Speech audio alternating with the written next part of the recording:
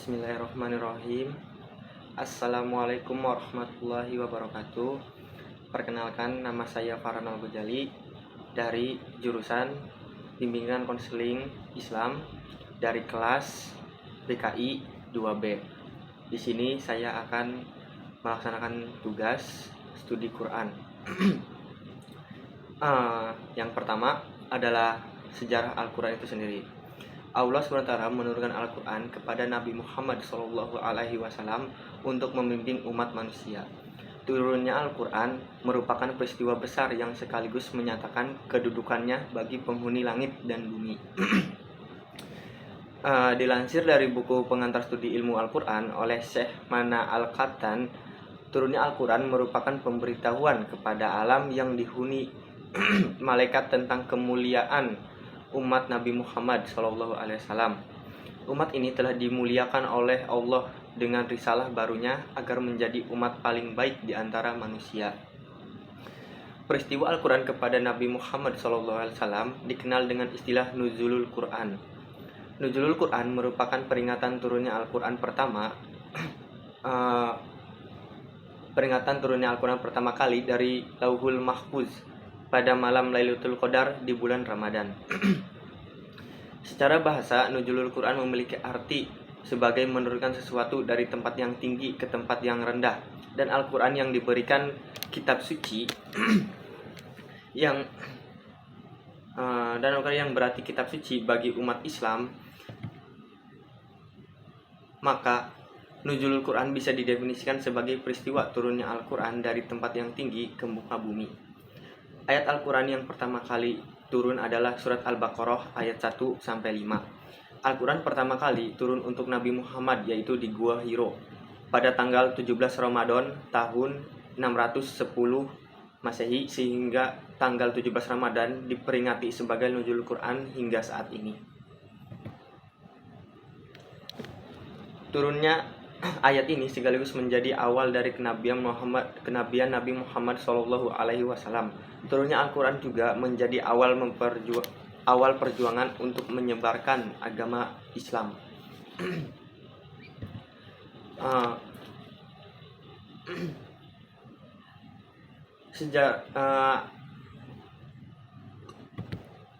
Allah SWT menurunkan kitab Al-Quran kepada Nabi Muhammad melalui perantara malaikat Jibril secara bertahap.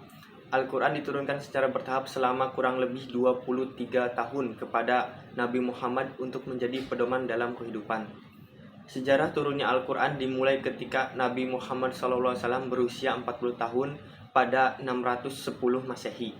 Pada saat itu Nabi Muhammad berada di Gua Hiro, lalu didatangi oleh malaikat Jibril yang memberikan wahyu pertama kepada Nabi Muhammad SAW. Ayat yang pertama kali diturunkan adalah surat Al-A'la ayat 1-5. Peristiwa ini sekaligus menjadi pertanda dimulainya kenabian Muhammad.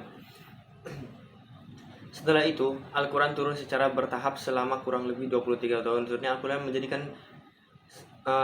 Al-Quran menyesuaikan dengan permasalahan sosial, krisis moral, keagamaan yang sedang terjadi.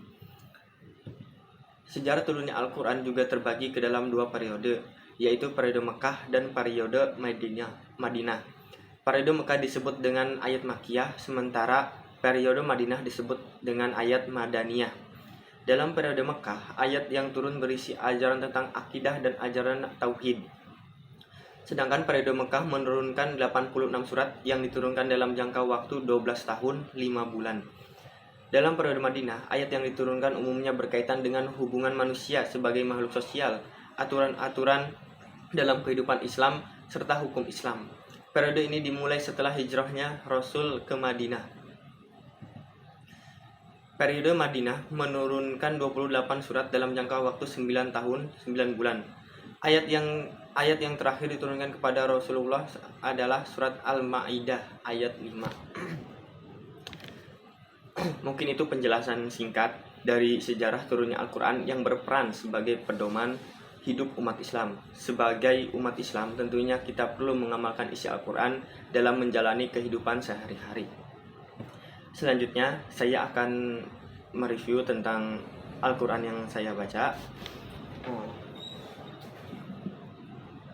Ini adalah Al-Quran yang saya baca, Al-Quran An-Nur.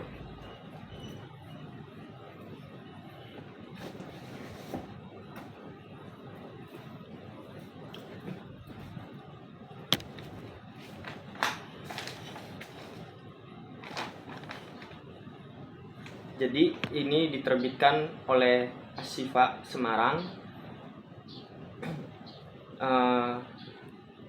dan dicetak di Jalan Puri Anjasmoro, Blok A2, 14-15, Semarang, Indonesia.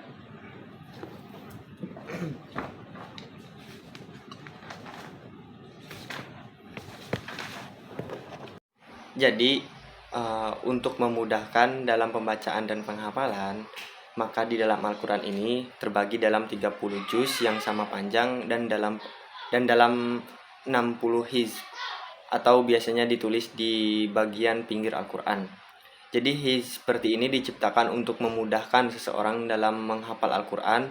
Misalkan seseorang ingin menghafal Al-Quran selama 1 tahun, maka ia bisa menggunakan hizb sebagai patokannya, yaitu 1 hizb setiap minggu atau 6 hari. Selain itu, Al-Quran ini juga dibagi dalam 554 ruku, yaitu bagian yang terdiri atas beberapa ayat sebagai penanda. Maka pada setiap ruku diberi tanda berupa huruf ain di pinggir, seperti ini. Jadi untuk memudahkan, selanjutnya ayat di dalam Al-Quran berjumlah 6.236. Hitungan itu diambil dari Al-Kufi yang diikuti oleh cetakan Al-Quran di Indonesia dan seluruh cetakan Al-Quran di dunia yang menggunakan riwayat Hafiz dari Imam Asim. Selanjutnya itu manzil. Sistem pembacaan Al-Quran untuk memudahkan penyelesaian atau penghataman Al-Quran selama 7 hari atau seminggu. Manzil terdiri dari 7 bagian. Yang pertama, manzil 1, yaitu juz 1 sampai 6, surat ke-1 sampai ke-4, dari surat Al-Fatihah hingga surat An-Nisa. Yang kedua, manzil 2, yaitu juz 6 sampai 11, surah 5 sampai 9, dan dari surat Al-Maidah sampai surat At-Taubah. Manzil yang ketiga yaitu dari juz 11 sampai 14, dan surat 10 sampai 16, juga dari surat Yunus sampai An-Nahl. Yang keempat, manzil keempat yaitu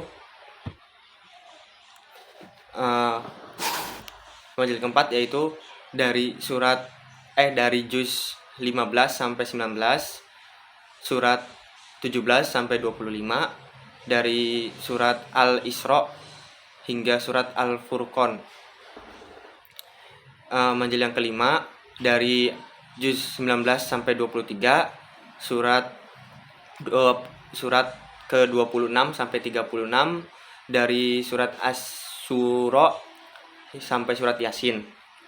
Manzil yang keenam yaitu dari juz 23 sampai 26, surat 37 sampai 49, dari surat As-Saffat sampai surat Al-Hujarat.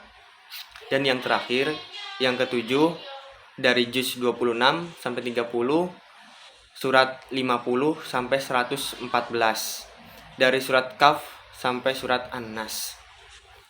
Jadi Al-Quran ini cocok untuk penghataman, juga cocok untuk penghafalan. Sebab di dalam Al-Quran ini terdapat terjemahan-terjemahan juga untuk memudahkan penghafalan. Juga ada tanda-tanda untuk memudahkan penghafalan bagi santri-santri atau orang-orang yang mau menghafalkan. Mungkin itu dari saya, kurang lebihnya mohon maaf. Wassalamualaikum warahmatullahi wabarakatuh.